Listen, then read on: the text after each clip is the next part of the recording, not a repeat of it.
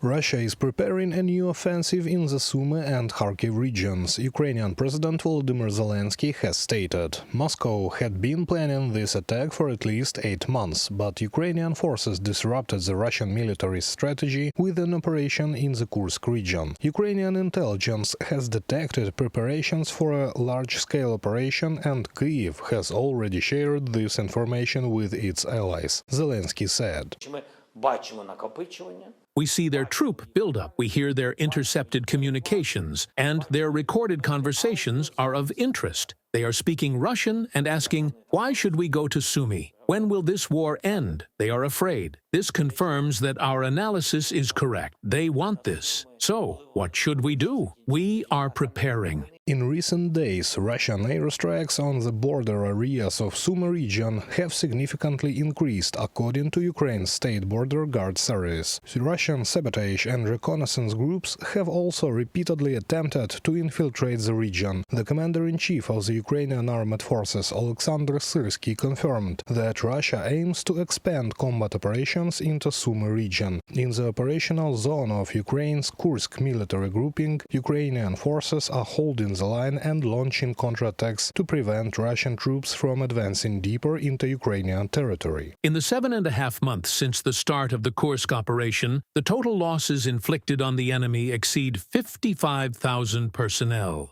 Of these, over 22,200 are irrecoverable losses, more than 31,800 are wounded, and over 940 prisoners of war. Alexander Syrsky, Commander-in-Chief of the Armed Forces of Ukraine, on Facebook. Russia continues its daily shelling of peaceful Ukrainian cities and has not ceased attacks on Ukraine's energy infrastructure. On March 27th, Russian forces shelled Kherson, damaging the city's power grid, an outright violation of the agreement on mutual non-attacks against energy facilities, Zelensky stated. Міністр оборони отримав від мене I have ordered the Minister of Defense to prepare evidence, which we will present to the United States. After that, we expect a response from the U.S. They assured us that they would react to violations. Russia is deliberately trying to kill as many Ukrainian civilians as possible every night. It launches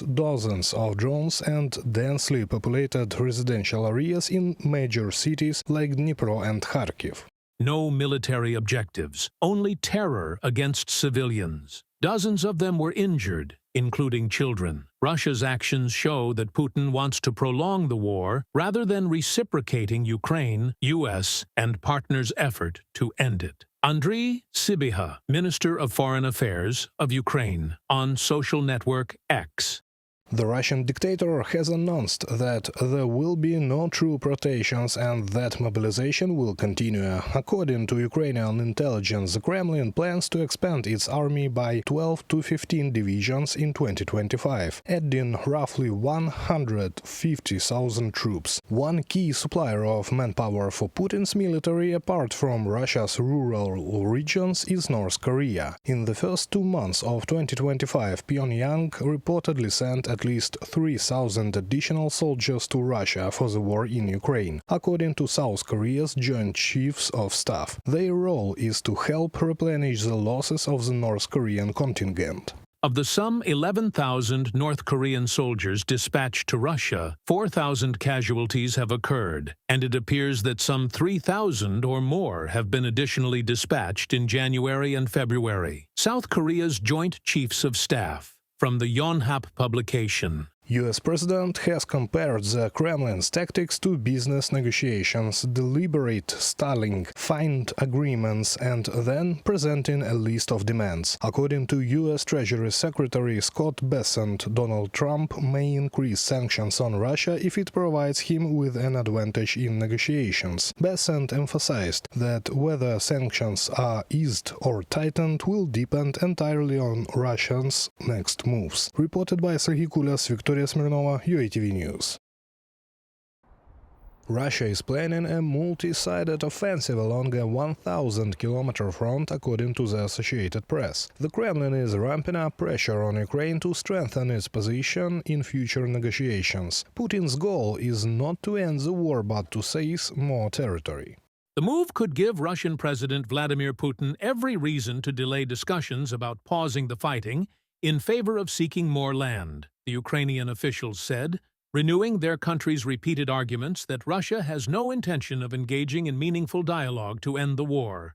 From the Associated Press publication. Russia is likely to intensify its offensive operations in Sumy and Kharkiv regions, according to Ukrainian President Volodymyr Zelensky. Moscow had been preparing for this offensive for at least 8 months, but Ukraine's defense forces disrupted Russian plans through operations in the Kursk region. Ukrainian intelligence has already detected signs of large-scale enemy preparations, Zelensky said.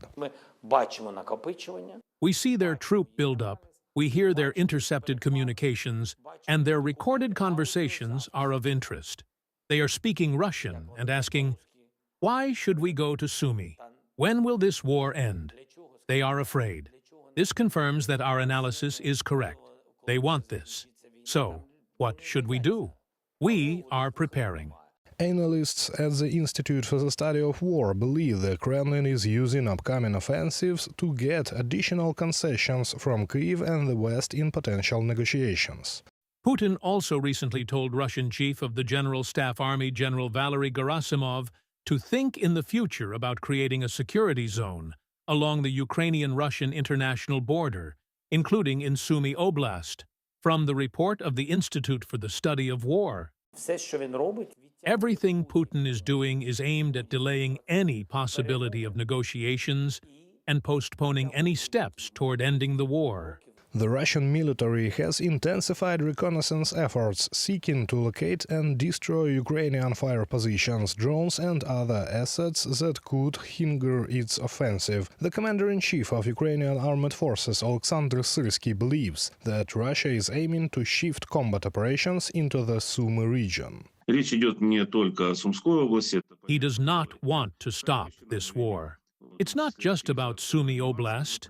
We're also seeing increased activity in Kharkiv and on the Lyman front.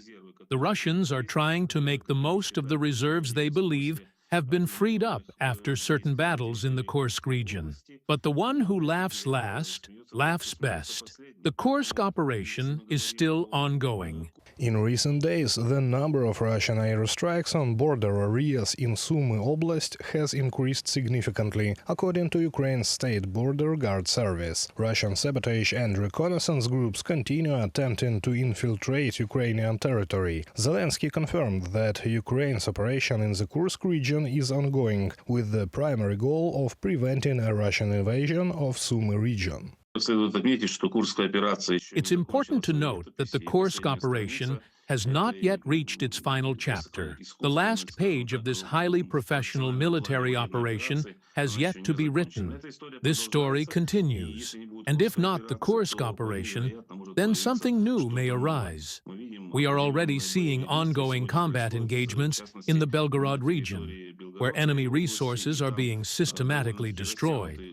On March 29th, Ukrainian air assault forces reported capturing 5 Russian soldiers in Kursk region. The prisoners claimed that their commanders tortured subordinates and even executed them for refusing to participate in the so-called meat assaults. Reported by Sergey Kulas, Victoria Smirnova, UATV News.